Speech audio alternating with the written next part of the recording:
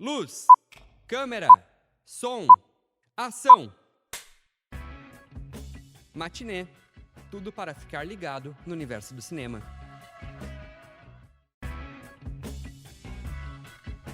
Boa tarde! Está começando aqui na UniFM 107.9 o Matinê, um programa que te convida a viajar pelo universo do cinema. Eu sou Alexandre Macari e vamos juntos até às 3 da tarde. Hoje vamos conversar sobre atuação e produção cinematográfica com a atriz e produtora cultural Denise Coppetti. Não esqueça de seguir e mandar sua mensagem no Instagram, @Cinemac, soletrando, CINEMACC. E também pelo WhatsApp das rádios da UFSM no número 55-3220-8106.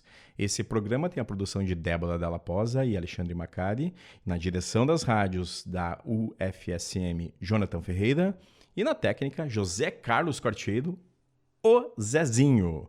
Agora, 24 graus em Santa Maria, o tempo muito bom, temperatura ok, até tem um ventinho um pouquinho mais gelado que dá uma amenizada, e 2:02 da tarde, né? Antes de começarmos a falar sobre o tema de hoje, vamos recordar um pouco do que aconteceu na história do cinema nesse dia 29 de setembro. Rebobinando.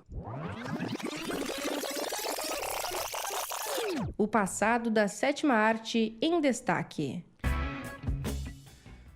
Nessa data, em 1904, nascia Greer Garson. Atriz britânica, brilhou no cinema clássico de Hollywood. Descoberta por Louis B. Mayer durante uma visita a Londres, ela assinou com a MGM e alcançou destaque com papéis dramáticos e elegantes. Em 1943, conquistou o Oscar de melhor atriz por Rosa de Esperança. Embora fosse uma figura muito popular nos anos 40, suas indicações aos prêmios diminuíram nas décadas seguintes, né? Outros filmes importantes de Garson foram Adeus Mr. Chips, Júlio César e 10 Passos Imortais. Ela faleceu em 1996, aos 91 anos. Também nascia hoje, em 1912, Michelangelo Antonioni. Cineasta fundamental do pós-guerra na Itália, ele se lançou no cinema em Roma e ali entrou em contato, né, com cineastas-chave dessa época. A trilogia da incomunicabilidade é um dos destaques de sua filmografia. A Aventura, de 1960, A Noite, de 1961 e O Eclipse, de 1962, exploram temas como a alienação moderna e o vazio existencial. Mais tarde, ele fez O Deserto Vermelho, que incorpora a cor e reforça essa abordagem introspectiva. Em 1996, dirigiu Blow Up, Depois daquele Beijo, seu primeiro filme em inglês, que teve grande repercussão internacional. Mesmo após um AVC que prejudicou sua fala e movimentos, Antonioni continuou ativo colaborando com Wim Wenders. Em 1995, recebeu um Oscar honorário por sua obra e faleceu em 2007 com 94 anos. Trevor Howard foi um dos atores britânicos mais expressivos do cinema e ele nasceu justamente na data de hoje, em 1913. Conhecido por sua presença contida e intensidade dramática, participou de filmes como A Ponte do Rio Kwai e O Filho de Ryan. Ele era a filha de Ryan, Ryan's Daughter. Ele era frequentemente escalado para papéis de autoridade, sendo valorizado por sua voz expressiva. Em 1931, nascia Anita Ekberg, atriz e modelo sueca cujo rosto marcou a cultura pop, sobretudo pelo icônico mergulho na Fontana di Trevi em La Dolce Vita, de Federico Fellini. Seu papel como Sylvia ficou eternizado e virou símbolo de glamour e sedução no cinema. Apesar de ter muitos altos e baixos em sua trajetória artística, ela sempre foi celebrada por sua presença luminosa e beleza marcante. Faleceu aos 83 anos em 2015. Em 1934, nasceu o cineasta brasileiro Roberto Pires. Com a capacidade de criar artesanalmente os equipamentos que usaria em seus filmes, Roberto Pires inventou a lente anamórfica higroscope, que era uma lente semelhante ao cinemascope que não existia no Brasil ainda. E fez o primeiro longa-metragem baiano, chamado Redenção. Pires também produziu Barra Vento, o primeiro filme em longa-metragem do Glauber Rocha. Entre as obras que dirigiu, destacamos A Grande Feira, de 61, Tocaia no Asfalto, de 62, e Césio 137, O Pesadelo de Goiânia, em 1990. Ele morreu em 2001 em consequência de um câncer na garganta, supostamente por conta de uma contaminação pelo Césio 137, enquanto filmava seu famoso filme. Dois nomes da literatura que tiveram muitas obras adaptadas para o cinema faleceram em 29 de setembro. Em 1902, falecia Émile Zola, que é muito lembrado como um grande romancista francês e que teve aí muitas das suas obras adaptadas para o cinema. Seu estilo literário, ligado ao realismo, orientou o olhar de muitos cineastas. Seus livros Germinal, Thérèse Raquin e Naná possuem ótimas adaptações de retratos sociais para o cinema. Zola promoveu esse naturalismo na forma de abordar as condições sociais e também o determinismo e o ambiente como força motriz para as ações dos homens. Em 1908, falecia, no Brasil, Machado de Assis, um dos maiores escritores da literatura brasileira.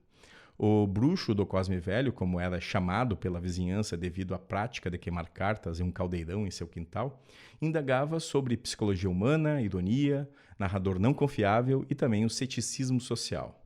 No cinema, suas obras já foram adaptadas diversas vezes, seja em longas, curtas, mas também na televisão, em minisséries e teledramaturgia. No cinema, destacamos Capitu, de 68, Asilo Muito Louco, de 70, Brás Cubas, de 1985, Quincas Borba, de 1988, A Causa Secreta, de 1994, Memórias Póstumas, de 2001 e Dom, de 2003. Em 2010, falecia Tony Curtis, ator norte-americano de grande versatilidade, atuando seja em dramas ou comédias ou filme noir ou mesmo em aventuras. Ele ganhou notoriedade com filmes como Trapézio, de 1956, Quanto Mais Quente Melhor, de 1959 e Spartacus, de Stanley Kubrick. Curtis era elogiado por sua presença carismática em diversos gêneros. E fazem aniversário hoje. Ian McShane completa 83 anos. Ator britânico com carreira diversificada no cinema, TV e teatro. Ele teve destaque na série televisiva Deadwood, que lhe rendeu o Globo de Ouro de melhor ator em série dramática.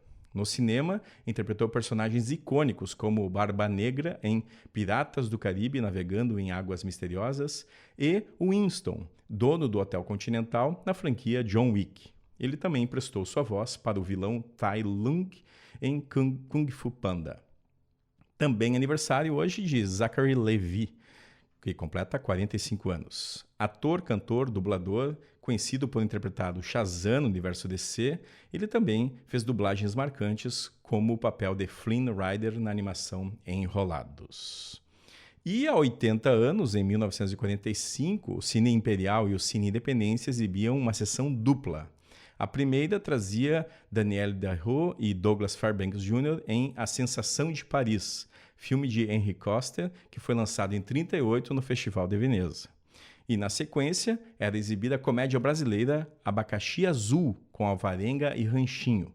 Filme dirigido por Rui Costa e Wallace Downey, foi uma produção da Cinédia, que trazia muita música. E agora é hora do quadro Clássicos do Cinema, trazendo qual filme, senhor Alexandre Labella?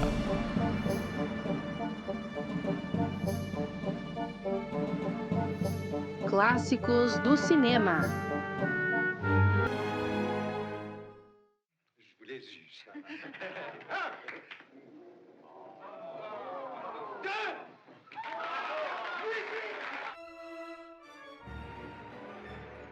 No quadro Clássicos do Cinema de hoje, vou falar sobre La Règle de Jeu, que tem o título traduzido em solo brasileiro como A Regra do Jogo. Um dos longas mais aclamados do cinema de vanguarda europeu é dirigido por Jean Renoir, considerado um dos maiores diretores franceses da história, e foi lançado no ano de 1939. Durante um final de semana, em uma mansão campestre, a nobreza francesa e seus criados participam de caçadas, jantares e jogos amorosos. Por trás da aparente elegância são reveladas traições e paixões secretas. Aos poucos, essa convivência expõe a hipocrisia e a decadência moral da elite às vésperas da Segunda Guerra Mundial. A Regra do Jogo foi um filme à frente do seu tempo. Renoir revoluciona a mise-en-scène, termo usado no cinema para definir tudo que aparece em frente à câmera, com o uso da profundidade de campo e das cenas corais, onde várias ações se desenrolam simultaneamente em tela. Essa complexidade visual não é apenas um recurso estético, mas um reflexo das relações sociais e do desajuste entre classes. A câmera se move como um observador livre, fluindo pelo espaço e dando vida a uma narrativa que combina de forma magistral humor, drama, tragédia e crítica social. É um clássico porque ultrapassa o seu contexto imediato, fala sobre a fragilidade das regras sociais e a ilusão das aparências ao satirizar a burguesia francesa. O filme, incompreendido na época, foi mal recebido por público e crítica, causou vaias e protestos em salas de cinema e acabou censurado pelo governo francês com o motivo de poder afetar a moral pública, o que obrigou Jean Renoir a remontar novos cortes para adequar as reações negativas e a censura. Durante a ocupação nazista da França, a produção continuou banida pelo governo colaboracionista de Vichy. Em 1942, a produção original foi considerada perdida, depois de bombardeios na cidade de Paris, onde negativos e cópias do longa foram atingidos.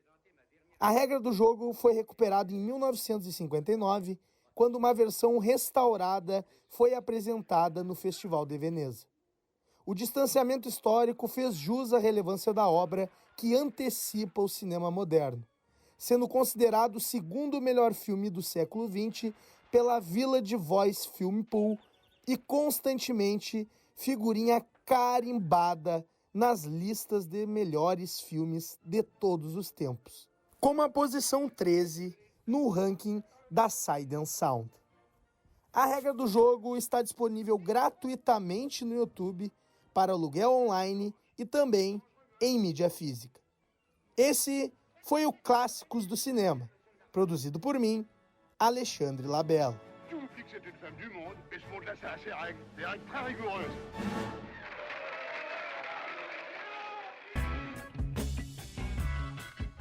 Muito bem, senhor Labella, e na sequência a gente vai ouvir a nossa trilha sonora de hoje. Trilha sonora. Só de ouvir, passa um filme na cabeça. A regra é seguir a regra do jogo e vamos ouvir C'est la Guinguette, de Gaston Claret, que aí é trilha, né, interpretada pela Damia e que está nesse grande filme do Jean Renoir. No escurinho do cinema. Matinê, na Uni-FM. Atuar é mais do que apenas ser intérprete. É a ponte entre o roteiro e o espectador. É quem dá corpo, voz e emoção aos personagens que marcam nossa memória. Por trás de cada cena que nos toca, há um trabalho profundo de escuta, entrega e transformação. E quando além de atuar, temos também produzir, amplia-se esse impacto. Passa-se a cuidar da criação desde a ideia até a exibição. É alguém que constrói cultura com as próprias mãos, viabiliza projetos, forma públicos e inspira novas gerações. Nossa convidada traz essa força, seja nos palcos, nas telas ou na produção. Ela movimenta a cena artística com talento, sensibilidade e visão. E vamos conversar sobre cinema aqui com a atriz e produtora cultural, integrante da TV Ovo de Santa Maria, Denise Coppetti. Tudo bem, Denise? Tudo bem. Ai, que linda introdução. É a primeira atriz assim que estamos recebendo aqui no nosso programa. Chegamos à edição de número 30, né? E eu sempre pensava, não, tem que trazer também quem está, né, à frente, né, das câmeras, né, que Também. Aparece, né? Denise, como é que começou essa tua ideia, motivação para ser atriz? Pois então, né? A gente, às vezes, eu faço uma, né, busco assim na memória o que foi, né? Eu não sei em que momento, assim, porque eu sou lá do interior de Alegria, né? Um município aqui do estado, lá do interior mesmo. Então, o que eu tinha, assim, de programado para a vida era ser professora, né? Porque era o que eu tinha na época. E aí eu acabei participando muito de teatro em escola e uma professora disse assim, você tem talento, você tem que ser atriz. Mas eu nem imaginava que tinha Santa Maria, que tinha curso de teatro, né? E aí que começou a me provocar, né, essa ideia de ser atriz. Aí eu cheguei em Santa Maria em 95, tempo faz. E ainda aquele ano eu cursei um ano de filosofia e aí depois eu prestei vestibular porque não tinha aberto, deu um problema lá de inscrição, abriu depois para artes cênicas e aí eu fui uma das primeiras turmas ali do bacharelado em artes cênicas. Eu fui da segunda turma do bacharelado. Logo que abriu o curso. Em 96, então eu consegui entrar. E aí cursei artes cênicas, me formei como atriz, né? Não busquei a direção, porque na época poderia fazer as duas, mas eu queria atuar. Dirigir não era comigo, assim. Apesar de depois ter dirigido algumas coisas, mas não foi a minha formação. E aí, cursei, né? Fiz o curso, me apaixonei, me descobri nas artes. E acabei ficando em Santa Maria porque eu fui convidada não, passei num teste para fazer parte do Manhã Transfigurado. Do primeiro longa com o Sérgio Assis Brasil. Isso. E aí a gente gravou ali em 2001, 2002, né? O filme que depois só foi lançado em 2008, né? Uhum. Mas foi a minha primeira grande experiência, assim. E aí eu tive que me adaptar de ser atriz de teatro para o cinema, né? Mas eu ia te perguntar algo relacionado a isso, né? Porque no curso, claro, artes cênicas, tu, né, faz muito teatro, né? Eu acho que basicamente Eu acho que hoje se trabalha mais, né? Mais a parte de atuação para cinema, para TV. Um pouco, então.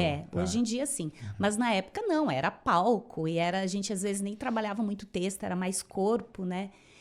E aí quando passei no teste lá, era para fazer a Laurinda, que era quem acompanhava a Camila, que era a protagonista, né? Uhum. Aí a gente teve um trabalho grande, né, com a Candice Lorenzoni, que nos preparou, né? Então foi muito ensaio e tentar adaptar, né, essa linguagem que no teatro a gente fala alto, tudo mais, diminuir tudo para entrar no personagem, assim. Então foi um trabalho bem diferente, assim. E eu acho que bom que agora o curso trabalha isso, sabe? Porque a gente saía meio sem ter essa noção, assim. E foi muito bom, assim. E aí, a partir daí, eu participei de outros curtas, né? Fiz outras produções audiovisuais, assim. Mas o Manhã foi uma escola. Eu imagino, né? Porque, bom, superprodução, né? Aqui no Rio Grande do Sul. O Sérgio, infelizmente, faleceu antes do lançamento oficial do filme, né? Então, eu até vi, na época, a participação no Festival de Gramado, né? Que foi feito. A gente foi. Isso, foi feita uma homenagem. A primeira vez que eu fui no Festival de Gramado foi para a exibição do filme. E foi louco, assim, porque na época, assim, era outra... Eu digo, como muda, né? Principalmente a tecnologia, assim, né? Porque na época eu lembro que a gente gravava em Arroio Grande de madrugada por causa do som. E ainda o sino tocava a cada hora. Então, a gente tinha que cuidar para não estar gravando na hora do sino tocar. E a gente fez toda a gravação, tudo. E depois a gente teve que dublar tudo, porque deu problema no som, né? E aí eu lembro que foi mais um desafio ainda dublar, porque a dublagem, assim, é muito complicado. E agora eu sei que no curso de artes cênicas tem dublagem. O pessoal trabalha com dublagem. Eu acho fantástico, assim, para o ator se tornar mais inteiro, né? Assim, poder explorar outras áreas. E eu lembro que era, assim, muito louco da gente gravar. E depois teve que ir para Porto Alegre fazer a dublagem. E aí se perde um pouco, né? Porque uma coisa é a emoção na hora. Naturalidade ali, a né? naturalidade. Depois, às vezes, você tem que dar uns gritos, tem que chorar. Aí é outra coisa. Tem que lembrar do personagem naquele momento do Sim, filme. sozinha, né? só você e um computador e...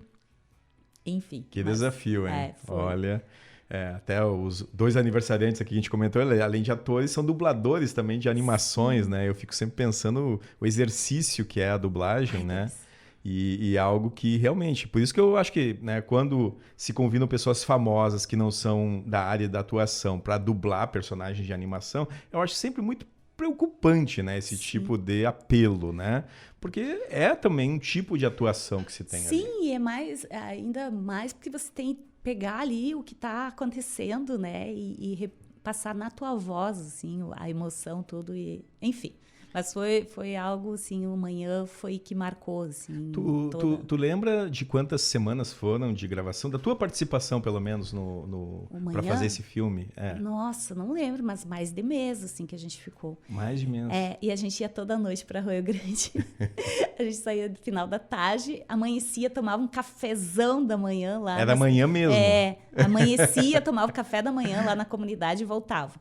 Era assim, a noite toda gravando. E aí depois a gente gravou também em Rosário, em outros lugares. Mas o que se passava mais era na casa, que é ali em Arroio Grande, né? Então, ali a gente morou naquela casa um tempinho, assim, de madrugada. Esse filme tem disponível em DVD, né? Eu acho que tem para vender em Santa Maria. Eu tenho a cópia, inclusive, né? Não sei se ele está no streaming para as pessoas assistirem. Não, Eu confesso acho que não. Acho que não, porque o pessoal, quando me procura, eu digo, tem DVD. Se precisar, eu empresto. Também tenho. Tem um estoque. Mas é um filme importante. Eu acho que as pessoas devem assistir, né? Porque é um grande trabalho do Sérgio, né? Tem a Denise, tem a Manuela, né? O Rafa Sig, o Paulo Saldanha. Tem toda uma grande elenco, né? A Nara Maia, agora esqueci o nome. Mas enfim. Mas o Freire, né? Freire. O Freire, que não está mais aí. Que também participou. Bom, mas esse foi teu primeiro papel para o cinema. Isso, foi para o cinema. E aí eu, né, acabei as gravações e eu precisava dar um rumo na vida, assim. Voltar para a alegria não era uma opção porque, né, não tinha como. E aí eu entrei, foi numa época que estava muito assim, a gente começou a se reunir para fazer o primeiro festival de cinema, o primeiro festival de teatro de Santa Maria. Então eu entrei, né, junto, né, com essa galera para fazer a produção e a gente estava organizando também as associações, né, do cinema, do teatro. E aí fui conhecendo o povo e trabalhei um tempão com o Santa Maria Vídeo Cinema, com o Santa Cena, que é o festival de teatro. E comecei aí também a participar de projetos e a fazer projetos, né? Lá no começo, ali naqueles primeiros anos, daí eu trabalhava com a Rose da Chile, que é a nossa secretária de Cultura. E aí a gente fazia os projetos em parceria e aí eu comecei a escrever projetos e aí acabei entrando para as produções, né? De produzir, de escrever, de captar recurso. Então, daí eu fui para um outro lado. Deu um outro passo na carreira. Porque por mais que... você pensa se formar e atuar, mas a vida às vezes não é assim tão, né? Aí você acaba fazendo outros papéis, mas assim, eu acho que o interessante é não sair da tua área, né? Então eu sempre consegui me manter na área, produzindo, né? Fazendo projetos dos mais variados, né? Porque não era só de teatro, não era só de cinema, mas de música, né? E aí, hoje eu faço também da Feira do Livro. Mas dentro da área, assim, sem sair. Às vezes apertados, mas sempre. E aí, em 2007, eu acabei entrando para a TV Ovo. Mas antes da gente entrar nesse assunto da produção também, eu quero te fazer mais uma pergunta sobre a atuação, né? Porque a primeira atriz que vem aqui, eu nunca fiz perguntas ligadas a isso, nunca bati um papo exatamente sobre isso, né? Mas eu sempre fico muito curioso quanto a questões de método, né? De preparação para um personagem, né? Como é que tu... certamente no curso de artes cênicas tiveram cadeiras teóricas, né, Sim. que trabalhavam essas questões, mas como que tu definiu assim uma metodologia para ti, né, por exemplo, fazer o papel no Manhã Transfigurada e também nos curtas-metragens que tu participou? Eu acho que sempre a gente trabalhou muito no curso análise ativa, Stanislavski, então tinha todo um preparo de entender. Que é o método, né? Um método, né, do Stanislavski. E a gente trabalhou muito isso. E é o que eu acho que é a base de todo o trabalho do ator, é ler, né, o roteiro ou né, o espetáculo. Tu chegaste a ler o Manhã Transfigurada antes de fazer papel? Tu já tinha lido? Ou tu ou não leu depois? Não tinha lido, não. Tá. Aí chegou, depois eu li. Tá. Mas eu tinha lido só o roteiro, né? Tá. E o roteiro também a gente mudou conforme ia gravando também algumas coisas. Mas o Manhã eu li depois e é muito engraçado, porque o meu personagem do Manhã, por exemplo, era bem diferente do livro. E quando a gente estreou o Manhã Transfigurado, o Luiz Antônio Assis Brasil assistiu. Que é o autor do livro. Isso. E aí eu com medo, né? Porque eu não tinha nada a ver com o personagem dele lá. E aí foi muito bom, porque ele elogiou e falou que gostou muito, assim, que achou que foi uma outra visão, assim, que... Então, foi bem, sim, fui bem, né? Mas é isso, eu acho que é ler, entender o personagem também. A gente busca muito, assim, o que traz esse personagem antes, né? Não é só a partir daquele momento, mas a história, né? Então, você constrói esse mundo antes do que tá ali naquele momento. Assim como é para o teatro também, né? O personagem tem toda uma trajetória para depois estar naquele momento em cena. Então, eu busco isso. E no teatro ou no cinema, essa preparação também. No teatro, mais corporal também, que precisa para o ator, né? E no cinema, eu acho que tem mais um lado mais psicológico, assim, que eu gosto de construir a vida anterior, a vida, né? As motivações, os porquês de ser quem é, enfim. Tem um processo, assim. Claro que daí isso vai também depender muito de quem vai te dirigir, né? Então, você se deixa levar ali pela direção, o que o diretor espera daquele processo, daquela atuação. E no teatro tem a parte física, que é mais pesada e puxada às vezes, né? E às vezes eu fico pensando também que eu queria, né? Também tem uns diretores que me provocassem a buscar coisas que eu não é da minha natureza ou que eu não estou acostumada, assim. Então, às vezes eu fico pensando, queria que alguém pegasse, me dirigisse, fizesse eu ser outra coisa do que eu sou, né? Porque, mas tem que ter essa disponibilidade para, né? Fazer outras personas que não o que eu tô acostumada. Que maravilha. Denise, vamos ouvir uma música, depois a gente volta para falar um pouquinho da parte de produção, que daí eu quero ver como é que tá essa questão hoje também em Santa Maria, né? Mas vamos ouvir uma música que está direcionada de um grande filme que eu pude ver na quinta-feira passada, Uma Batalha Atrás da Outra, de Paul Thomas Anderson, e a música é Ready or Not, Here I Come, de Jackson 5. Matinê. A cada filme, uma nova experiência.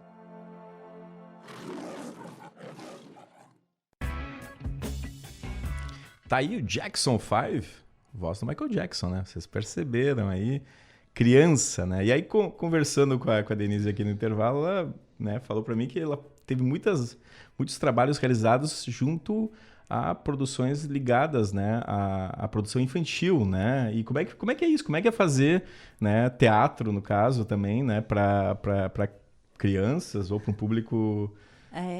Foi assim, no começo eu tinha até medo, né? Mas eu participei muito tempo de um Pandorga da Lua, quer dizer, a gente ficou até a pandemia atuando, né? E aí depois a gente, né, cada um foi para um lado. Mas o ano passado, a gente faria 20 anos de trabalho. Então, é muito tempo, assim, de produção. Mas é um desafio porque criança é verdadeira, né? Se você não tá bem, eles te detonam em cena. E eu trabalhei muito tempo com o Pandorga da Lua, mas também fazendo espetáculo infantil, né? Participei do Saca-Rolhas, que era uma companhia de teatro, e a gente fazia muito. E eu sinto falta, né, até de atuar mais. Mas principalmente o que nos últimos tempos tem me pego assim, vamos, é fazer teatro adulto, né? Tenho muita vontade. E ali antes, quando em 2019 para 2020 a gente ia montar um espetáculo, né, com as meninas, um grupo só de mulheres, espetáculo, né, só de mulheres, feito por mulheres. E a gente já tinha toda a ideia de fazer a Casa das Lembranças, era um espetáculo interativo com o público caminhando por uma casa, enfim. Só que veio a pandemia, a gente ficou limitada até a ensaiar e a gente começou a se encontrar virtualmente, né? Foi o que na época se podia fazer. E aí a gente fazia ensaios, né, propondo textos, histórias, daí a gente buscou histórias pessoais.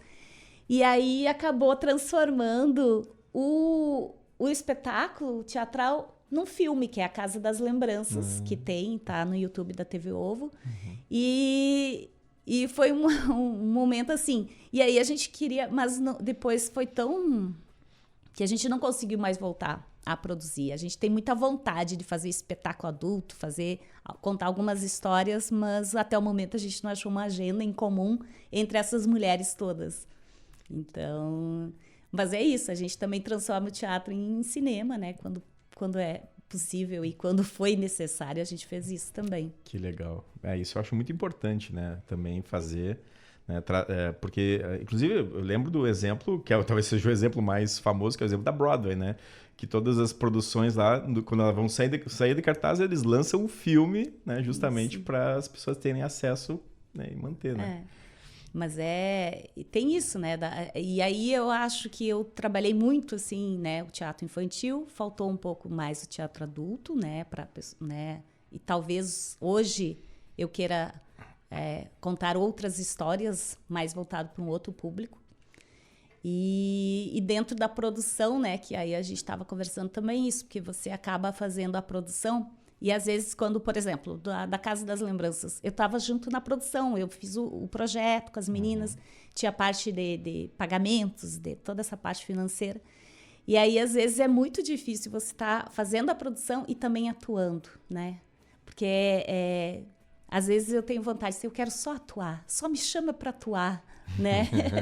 Deixa a produção de lado, porque senão eu vou gravar, mas eu sei que precisa fazer um pagamento disso, fazer o orçamento daquilo, né? E a cabeça da gente às vezes aí não se concentra no personagem, em fazer aquele papel, aquele momento.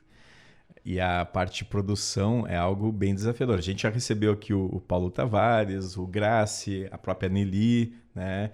E a gente vê, né, as dificuldades que são, né, de, enfim, conseguir fazer com que esse trabalho não seja um trabalho apenas voluntariado, né? Que seja um trabalho reconhecido, profissional, remunerado, né?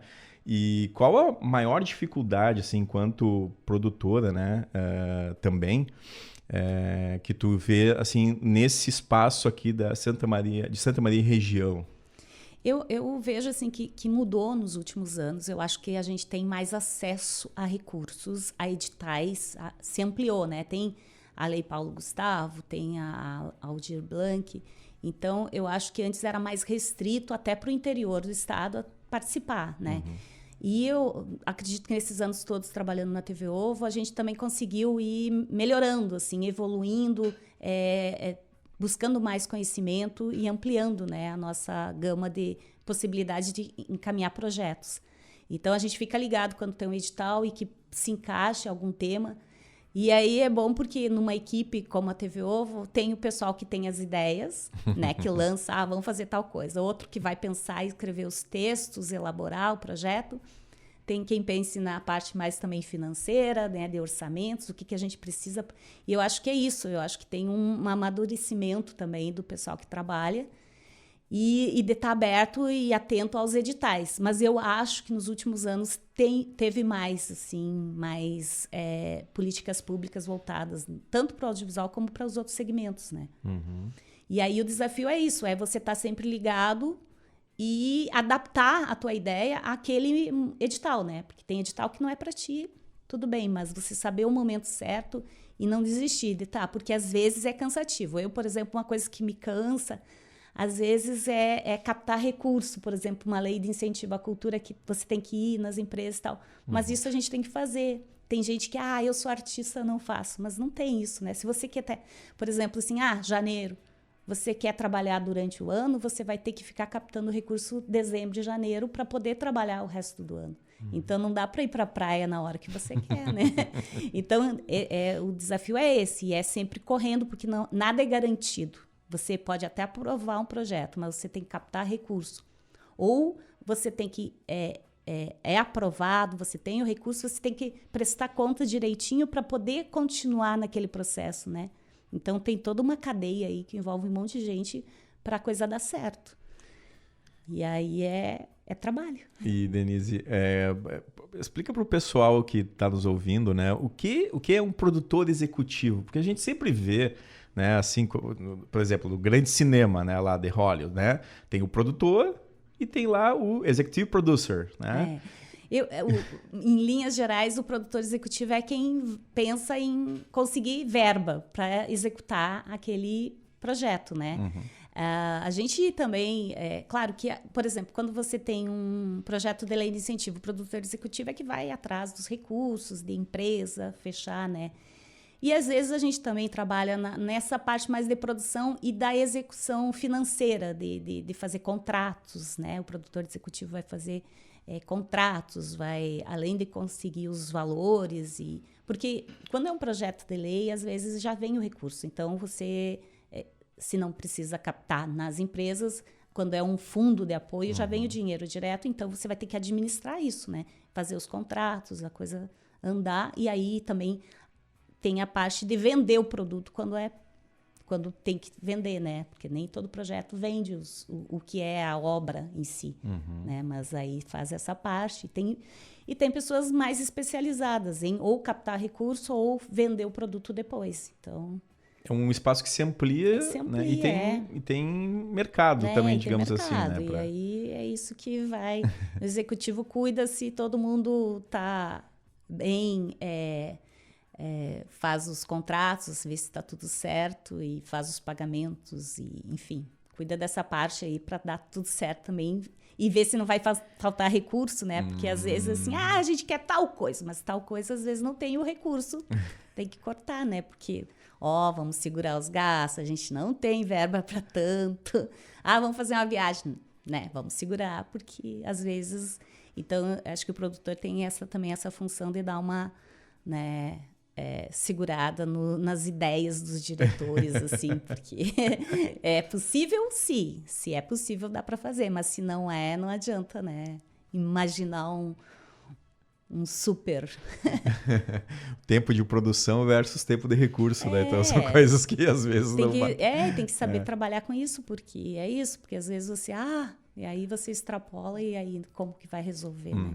E aí a dor de cabeça e ter todos os contratos certos e também, por exemplo, uma questão agora que a gente trabalha com isso, tem toda a parte de direitos autorais, né? Então tem toda uma coisa que você tem que estar preparado. E aí você vai, na verdade, você não tem um curso, mas vai aprendendo fazendo, né? E aí tem anos de estrada para isso, né? E às vezes falta ainda alguns conhecimentos aí, a gente vai aprendendo, cada projeto é um projeto. Certo. E, bom, Denise, a gente está chegando na reta final do nosso bate-papo, mas o que tu tem produzido atualmente? Tu tá na TV Ovo, né, que a gente já destacou. E também, assim, se tu tem algum projeto para atuação ainda, né? Nesses próximos meses e anos, né? Então, eu acho que às vezes o pessoal me procura assim, vamos fazer projeto tal. A ligação que eu tenho agora é com a TV Ovo, né? Então, o que eu tô dentro da TV Ovo e pensando os projetos da TV Ovo, ajudando o pessoal lá, pensando no nosso Sobrado Centro Cultural, que envolve muita energia e tempo, né, e que a gente precisa trabalhar. E aí, fora isso, eu tenho o projeto da Feira do Livro, do Espaço Infantil, né, dos espetáculos da tarde. Trabalho com outro projeto que é Arte e Cultura Gaúcha, que daí é o Sérgio Rosa dando oficinas de gaita. Trabalho aí quando, às vezes, eu faço algumas participações em alguns projetos da prefeitura, de Natal, né, de algum festival, então que eles me chamam para fazer a produção também. E na cabeça eu tenho muitos projetos de atuação e ideias, mas o tempo às vezes não deixa e a gente acaba sendo, né? Agora, principalmente nesse ano que eu estou fazendo também a produção do Rock do Cassete, que exige bastante, então... Que é uma minissérie. É uma série de 10 episódios de audiovisual sobre o rock, né? Rock do Cassete, que é do tempo ali dos anos 80, 90. E aí, como são 10 episódios, agora a gente já gravou uma parte ficcional, que eu também atuei. Mas ainda tem algumas bandas para serem gravadas, e aí depois vai para pós-produção, enfim. Então, envolve uma demanda grande de trabalho.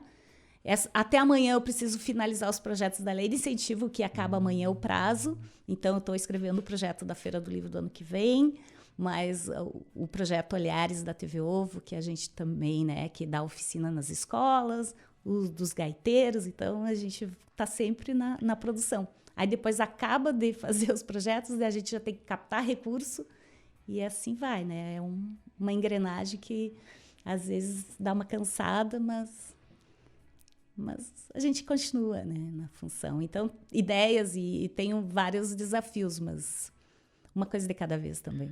Certo, Denise. Obrigado, viu, por ter vindo aqui à UFSM, na UniFM, pelo bate-papo, né? É um prazer em conhecê-la e, né, quando tiver para lançar aí também filmes, né? Pode contar conosco aqui que a gente divulga também, viu? Sim, a gente tem e tomara que a gente consiga vir mais vezes, né?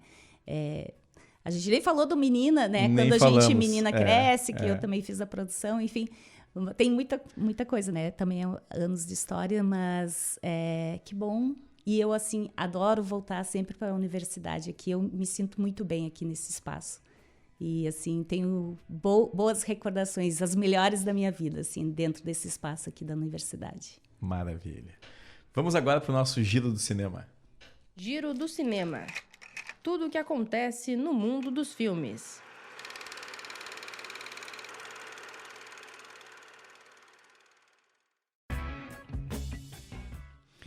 Top 5 bilheterias do Brasil na semana. Em primeiro lugar, Invocação do Mal 4. Retomou a liderança, vejam só, filme de terror, né?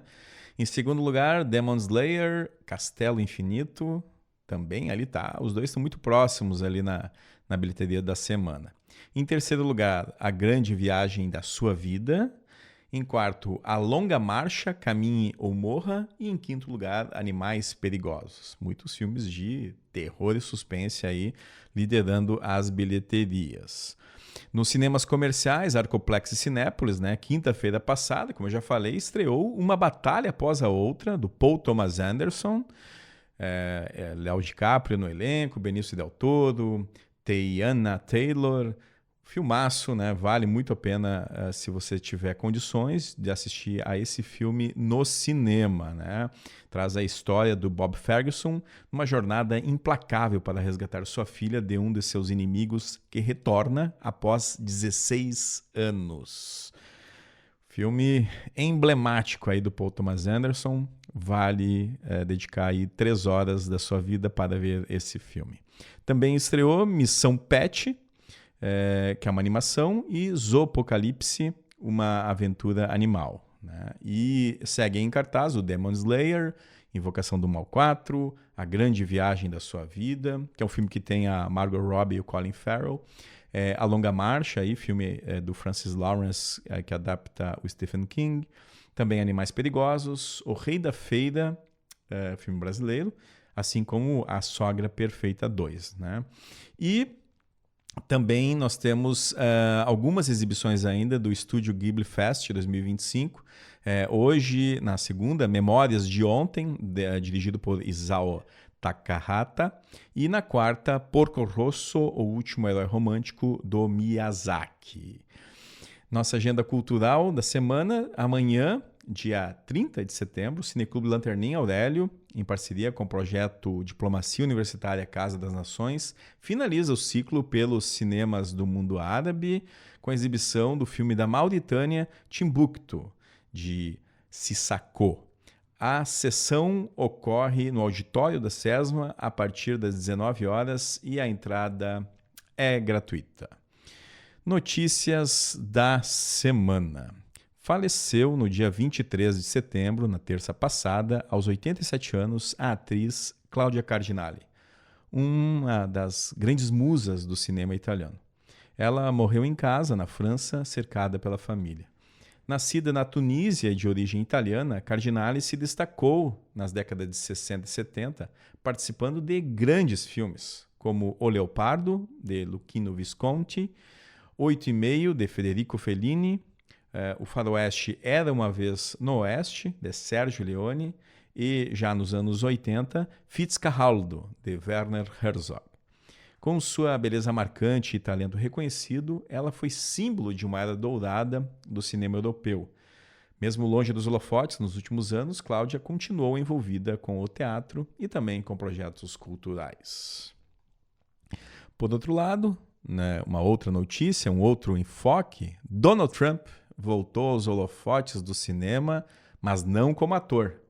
Ele anunciou a intenção de aplicar uma tarifa de 100% sobre filmes produzidos fora dos Estados Unidos.